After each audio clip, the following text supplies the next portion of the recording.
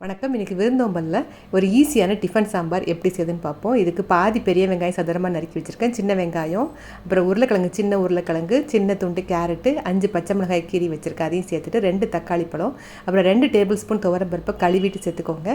2 cup தண்ணி ஊற்றிட்டு 1/4 teaspoon மஞ்சள் தூள், 2 டீஸ்பூன் நல்லெண்ணெய் ஊற்றிட்டு ப்ரெஷர் குக்கரில் 6 விசில் வர வேக வச்சு வச்சுக்கோங்க. இப்போ இதுக்கு ஃப்ரெஷ்ஷான ஒரு மசாலா ரெடி பண்ணியிருப்போம். 2 டேபிள் ஸ்பூன் அளவுக்கு தனியா, 1 டீஸ்பூன் அளவுக்கு கடலைப்பருப்பு, 1 டீஸ்பூன் உளுந்தம்பருப்பு, ஜீரகம் ஒரு 1/4 டீஸ்பூன், வெந்தயம் அதுலேயும் கொஞ்சம் கம்மியாக ஒரு காஞ்ச மிளகாய் ஒரு 4 சேர்த்து நல்லா வாசனை வறுத்துட்டு பவுட்ரு பண்ணிக்கோங்க. இப்போ வேக வச்சதை லேசாக நல்லா மசிச்சு விட்டுட்டு தேவையான உப்பு சேர்த்துட்டு ஃப்ரெஷ்ஷாக பொடி பண்ணியிருக்க பவுட்ரையும் சேர்த்துட்டு நல்லா கலந்து விட்டுட்டு இப்போ சுடு தண்ணி ஒரு 1.5 கப் அளவு சேர்த்துக்கோங்க. ஏன்னா சாம்பார் ரொம்ப திக்காக இருக்கும்.